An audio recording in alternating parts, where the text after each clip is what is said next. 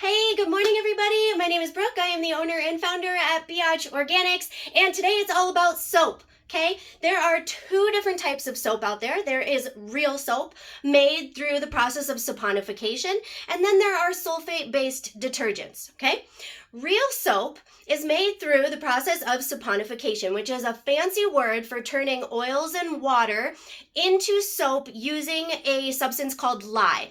Lye is an easy word for either sodium or potassium hydroxide, depending on whether it's a liquid or a bar soap.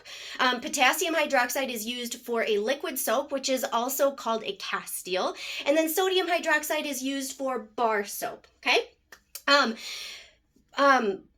Castile and bar soap are some of the cleanest because all of the lye is used up in the chemical reaction in order to turn it into soap, and nothing is left except for the oils and water that it started with. Okay, now sulfate-based detergents are totally different. These are artificial sudsers.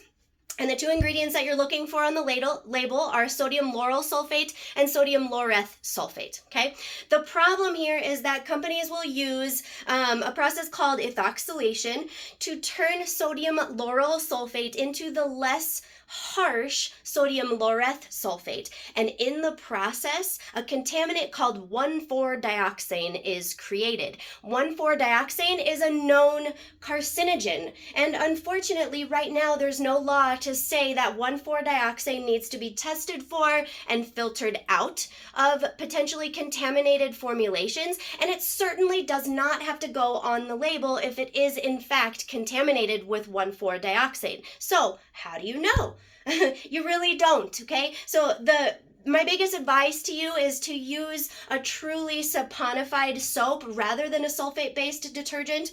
The biggest problem, even more so than the contaminant, is that sulfates are the most widely used sudsing agent on the market. So anything that is meant to clean or suds or foam is likely going to have these sulfates. Everything from your shampoo to your laundry soap to your dish soap to even your toothpaste. You guys, they put it in everything, and it's so hard to know whether or not these certain formulations are contaminated with 1,4-dioxane. So my advice to you is to avoid sulfates if you can, and luckily you know a company like us that is doing it the right way. We make our 3-in-1 foaming wash-all through the process of saponification, and so this is turning oils and water into a foaming soap using potassium hydroxide, and all of the potassium hydroxide is used up in the process, so there's nothing left but water and oils.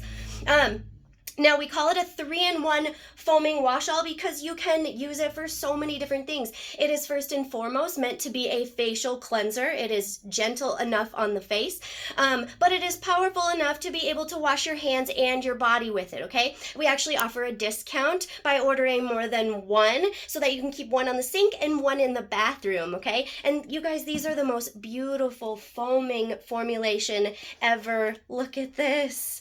I am so in love with this stuff, and you guys, the foaming part of it will make these last so much longer than any sort of liquid soap, and it's moisturizing to the skin. It doesn't pull all the natural oils from your skin, which is really, really nice, okay? Now, if you're gonna use this as a facial cleanser, which I do, use the citrus if you have oily or acne-prone skin. Use the earth tone if you have really dry or sensitive skin, okay? Super excited for you to try it. Let me know if you've already tried it. Are you team citrus or are you team earth tone? I'd love to know. Read your labels.